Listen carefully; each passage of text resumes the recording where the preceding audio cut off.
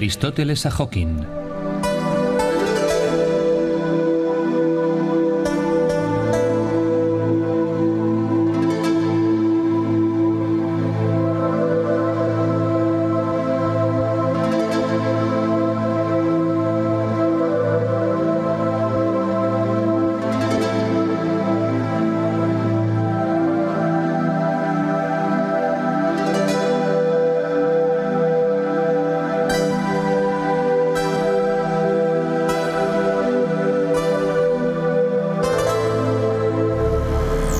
¿Qué es lógicamente anterior? ¿El suceso o la ley?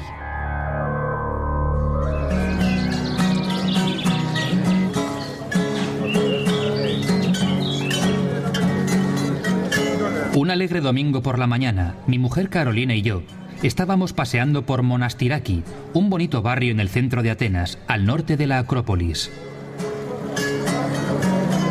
Me encantan los objetos antiguos. Muebles, gramófonos, libros, todo tipo de cosas antiguas ejercen una extraña atracción sobre mí y tienen un valor incalculable de coleccionismo.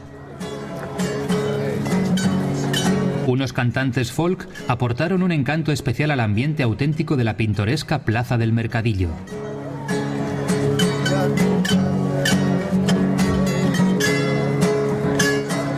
De repente, una exposición de instrumentos científicos captó nuestra atención.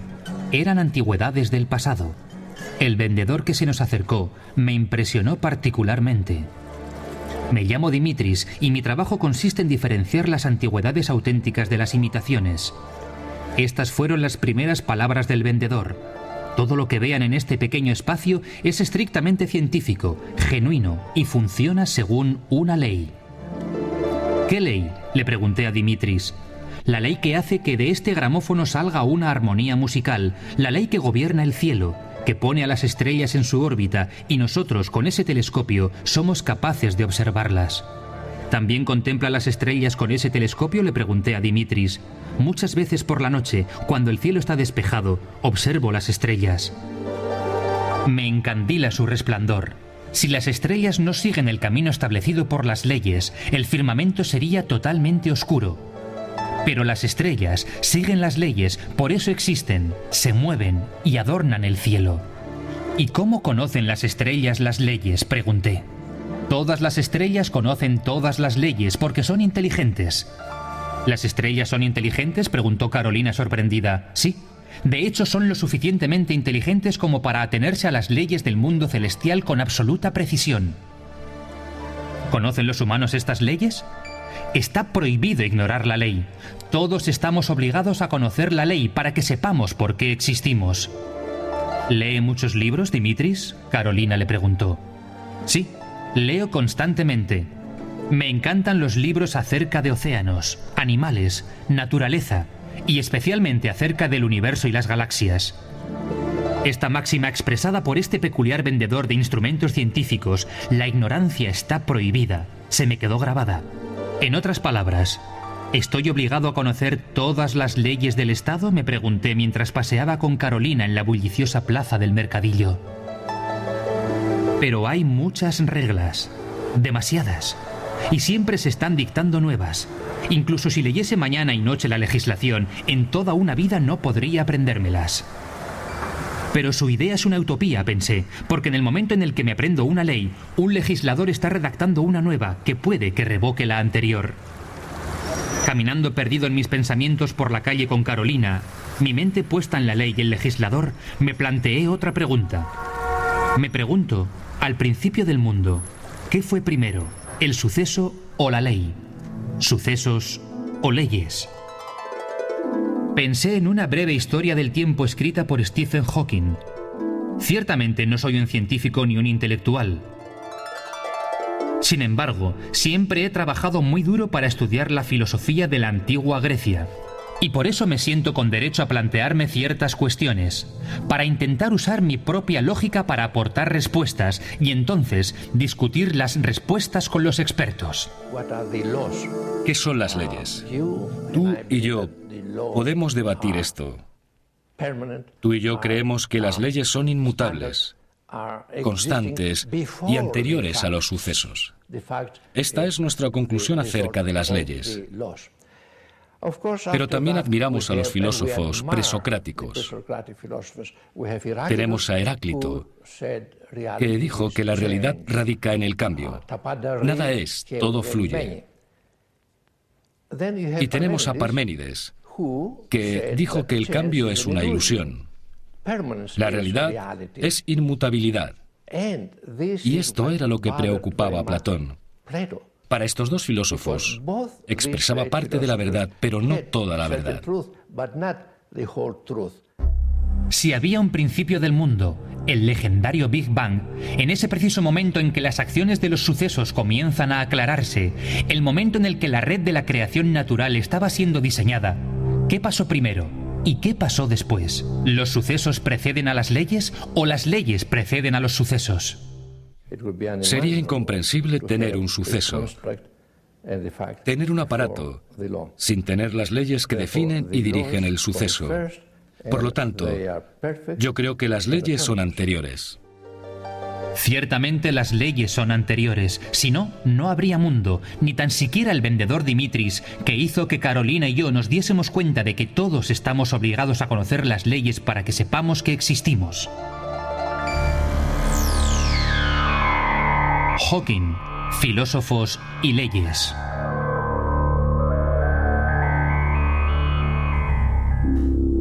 Esa noche profundicé en la breve historia del tiempo de Stephen Hawking para recordarlo de nuevo.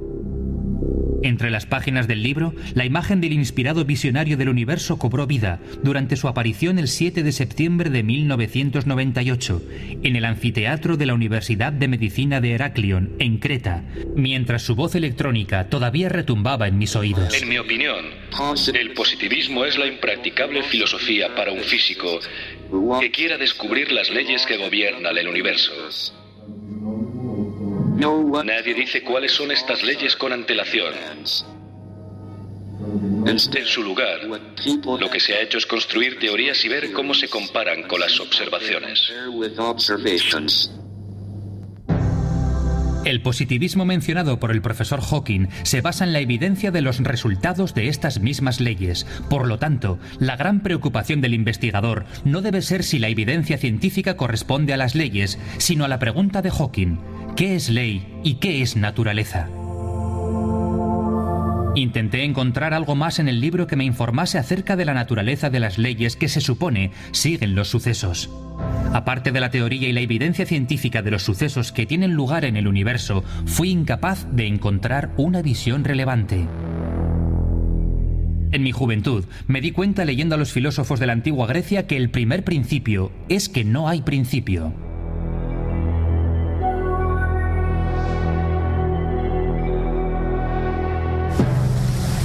Tales de Mileto inauguró la investigación cosmológica. Él creía que el primer comienzo de las cosas era el agua. Pero el agua no constituye el comienzo del mundo. Anaximandro de Mileto creía en el infinito, aquello que nunca comenzó y cuya totalidad es indescriptible.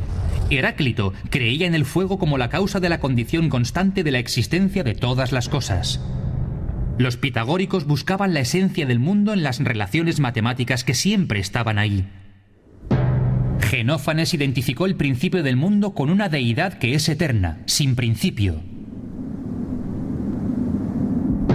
Empédocles aceptó las 4 formas de ser autosostenibles, que pertenecen a los elementos tierra, aire, fuego y agua. Anaxágoras descubrió la mente que regula toda la materia para siempre. Demócrito descubrió el átomo, que contiene y está rodeado de infinidad. Sócrates y Platón creen en el alma universal, que es inmaterial e inmortal. Resumiendo a los sabios de la antigüedad, podemos confirmar que no hay causa del principio, sino solo una causa de existencia que se basa en una única realidad: las leyes. Einstein una vez preguntó: ¿cuánta libertad tenía Dios para elegir las leyes en la creación del universo? Quiero aventurar una respuesta a esta pregunta. Si el universo tuvo un creador, su grado de elección de las leyes tendría que ser infinito. Las leyes son inconmensurables. No tienen dimensiones materiales, pero son confirmadas por sus manifestaciones en la totalidad del inicio del cosmos. Manifestaciones de las leyes consisten en números, ecuaciones, fórmulas geométricas, fórmulas químicas y las derivaciones de las fórmulas. Ninguna forma de materia o energía del universo se puede manifestar sin una ley. En nuestros tiempos, la combinación de la mecánica cuántica y la teoría de la relatividad ofrece la posibilidad al investigador moderno de descubrir constantemente nuevas leyes que conectan el macrocosmos con el microcosmos, decodificando de este modo la relación entre materia y espíritu. Las leyes que definen el comportamiento de los mundos materiales nos dan la capacidad de comprender la unidad del hombre y el universo. El hombre puede mantenerse erguido. Puede ver, oír, oler, saborear, comprender, moverse, respirar. Esto se debe a que vive y existe dentro de un marco de códigos legales que incluyen al hombre y al universo, no simplemente como una unidad, sino como una relación interdependiente y de funcionamiento conjunto. La teoría del Big Bang siempre me dio la impresión de ser una opinión interesante, pero deficiente como conocimiento en sentido filosófico.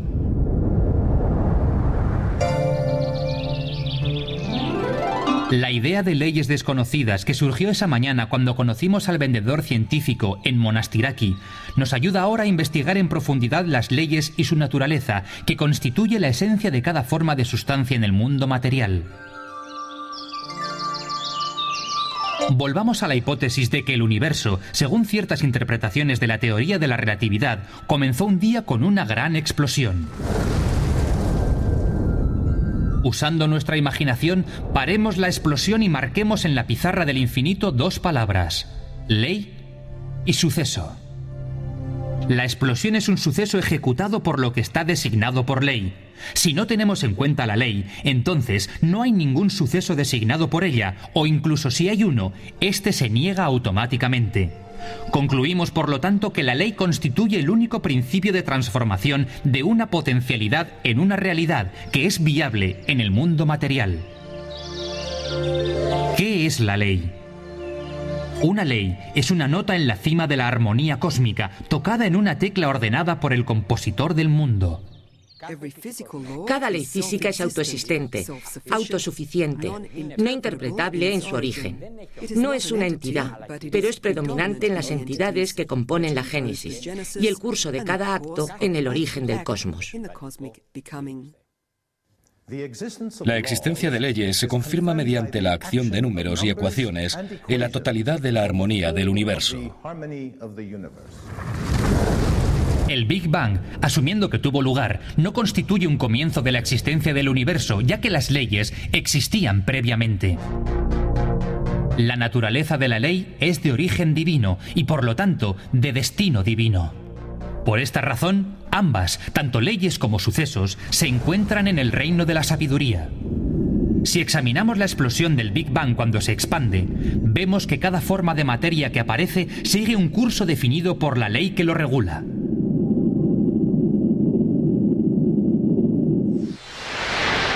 Imaginemos una pista de atletismo con atletas esperando en la línea de salida. Supongamos que el disparo de salida es el momento del Big Bang.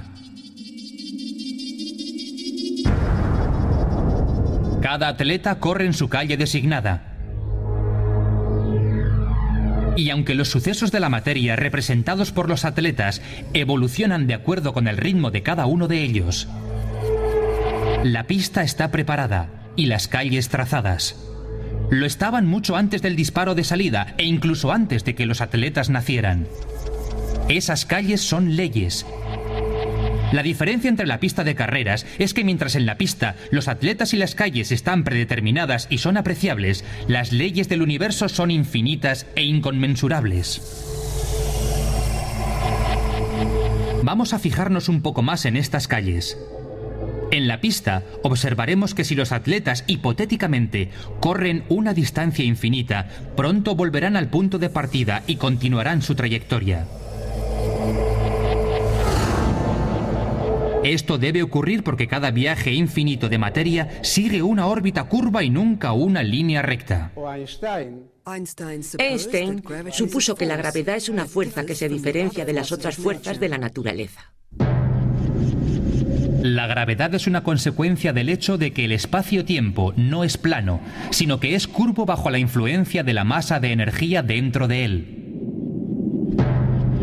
Esta es la razón por la que la Tierra, los planetas y las galaxias se mueven en órbitas curvas, como los atletas corriendo por la curva de la pista. Hasta hace unos años se creía que las órbitas curvas eran el resultado de las atracciones gravitatorias. Sin embargo, hoy la ciencia ha establecido que la visión de aquellas órbitas son lineales, pero se doblan en la curva espacio-tiempo. Eso quiere decir que mientras los atletas corren la pista y deben completar el turno de volver al punto de partida, ahora los atletas corren en línea recta, en un terreno que ya es curvo. Esto se llama en astrofísica arco geodésico, mientras que en filosofía constituye una de las teorías básicas que gobiernan la naturaleza fija de las leyes. Una buena teoría es la que hace que las predicciones finitas se puedan probar. Nuestra presente teoría podría resultar fallida tras ser observada, pero no creo que eso sea muy probable. En cuanto a la naturaleza enigmática del marco legal sobre el cual todo el universo descansa, en cuanto a la idea y el contenido de la ley que gobierna todo, la única solución al enigma permanece sometida al pensamiento de la omnisciencia que dirige el orden del mundo. El pentagrama, sobre el que se escriben las notas de una melodía, donde cada nota representa una ley o un conjunto de leyes, es parte de una obra maestra de música que en conjunto hace referencia a la armonía cósmica. El profesor Hawking dice acerca de la música: Me encanta la música. Pueden ver las baterías bajo mi silla. Se llaman Mozart y Mahler. También tengo baterías llamadas Verdi y Brahms, pero la bici está muerta. Sin embargo, no analizaría la música en términos matemáticos que atrae directamente, sino a través del espíritu. Me pregunto si la música se dirige al espíritu, o quizá rodea al espíritu de las leyes de la matemática, la geometría, el arte y la ciencia que demuestra la armonía cósmica.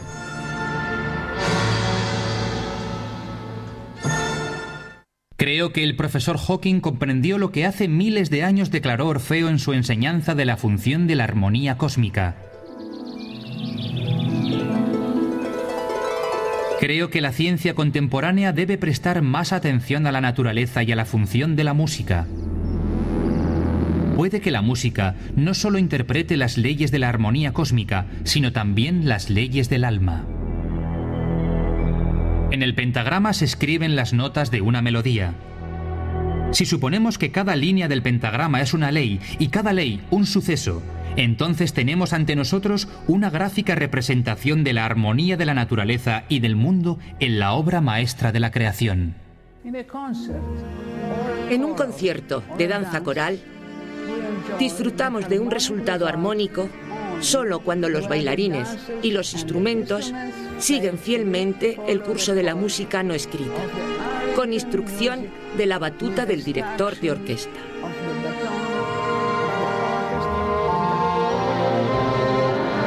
En caso contrario, incluso si los bailarines o músicos de la orquesta cometen un error, la armonía se destruye. Lo mismo ocurre con la armonía compuesta por las leyes del universo.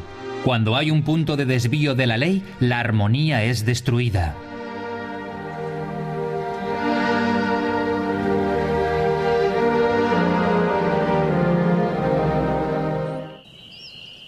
Por la noche, bajo la luz de la luna y las estrellas, en el tabernáculo de las musas, Pitágoras enseñó a sus alumnos que las matemáticas y la música son la misma ciencia y que la armonía depende de relaciones matemáticas específicas. Vio estas relaciones en la distancia y las revoluciones de los cuerpos celestes. Para Pitágoras, los principios básicos del cosmos son números. El cosmos existe porque domina la armonía y por esa razón, la armonía es un número. En la filosofía y la ciencia no hay desvío en el funcionamiento de una ley, porque la naturaleza de la ley es divina, es decir, perfecta. Existe, sin embargo, la posibilidad de un cambio en las condiciones de una acción, que en lugar de seguir los patrones de la ley, se desvía porque se originó un suceso imprevisto. Si de nuevo vemos a los atletas corriendo en la pista de atletismo y algunos se desvían del camino descrito por las líneas e invaden la línea de un compañero, entonces tenemos un choque de sucesos que trae consigo una momentánea confusión sin influir, sin embargo, en las calles de la pista, ya que éstas sugieren el marco plagado de leyes del universo y siempre permanecen constantes.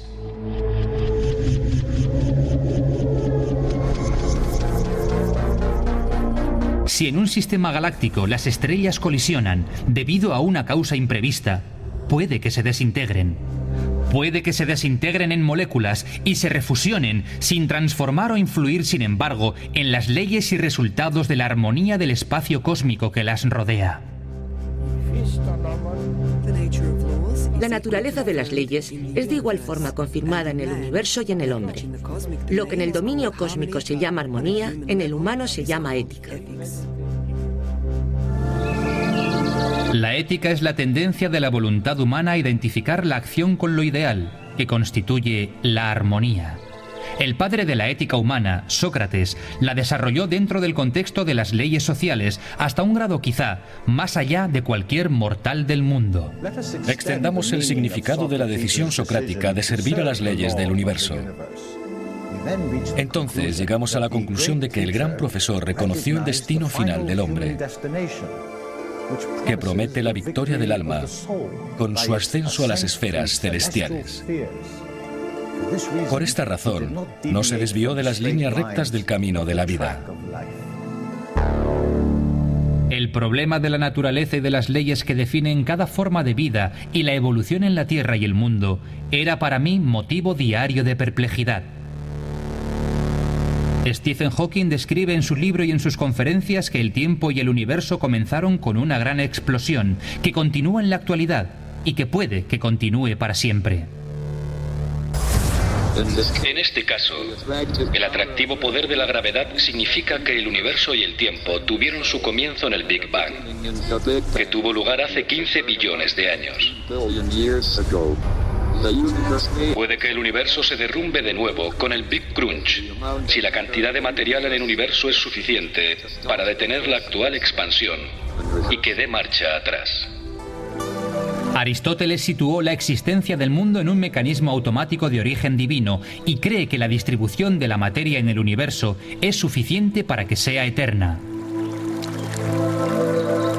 El gran filósofo creía que la existencia del universo manifiesta una divinidad que se contempla a sí misma eternamente.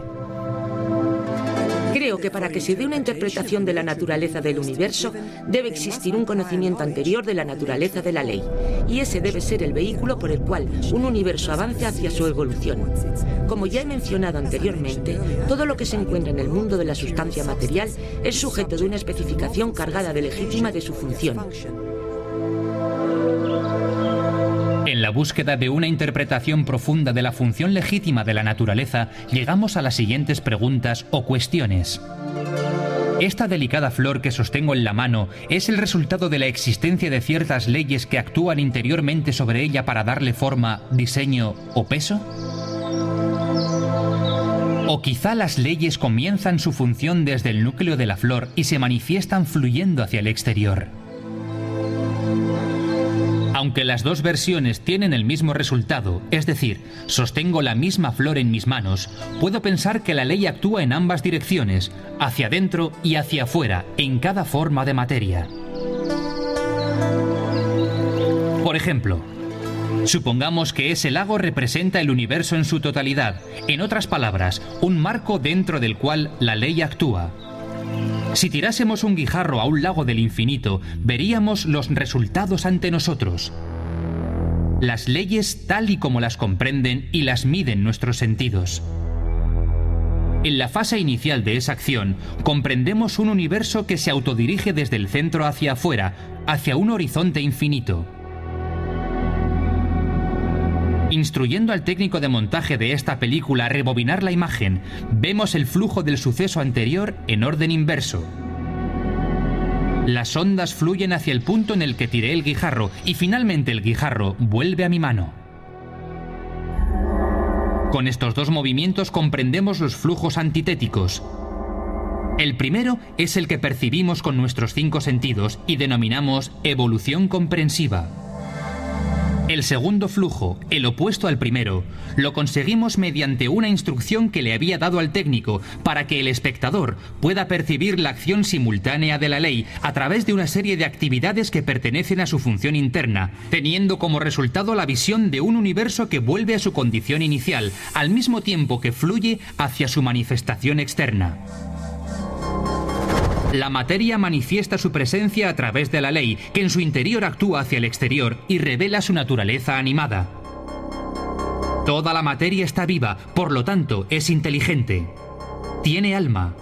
Su alma se manifiesta a través del movimiento automático.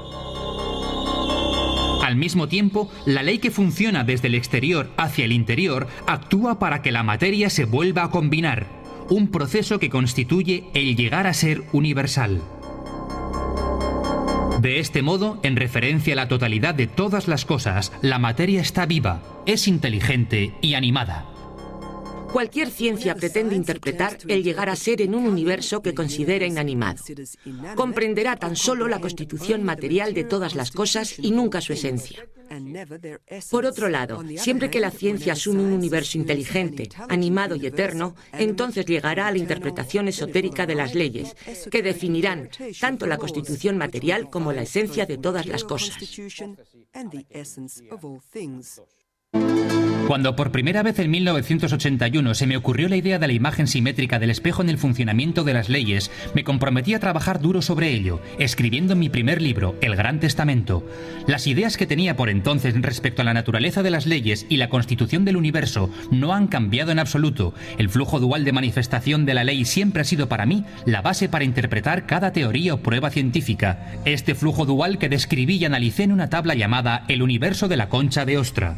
Resumí todas mis ideas en el siguiente teorema de mi cosecha. Todos los valores de masa y energía en el universo, incluidos todas las manifestaciones de las leyes que los gobiernan, tienen su contrapartida en una unificación potencial que se denomina eternidad. En pocas palabras, creo que para que el universo sea eterno, perfecto, completo y finito, lo que presupone un comienzo y un fin, debe funcionar como un sistema absoluto de expresión de leyes con tendencias equivalentes opuestas que aseguren su naturaleza eterna. Si no es así, entonces creo que el universo es tan solo un común mortal que vive sin esperanza en un caos de números, sin rumbo, sin la existencia de un verdadero Dios, ya que está predestinado en algún momento a derrumbarse y desaparecer junto con el Dios mortal que lo creó.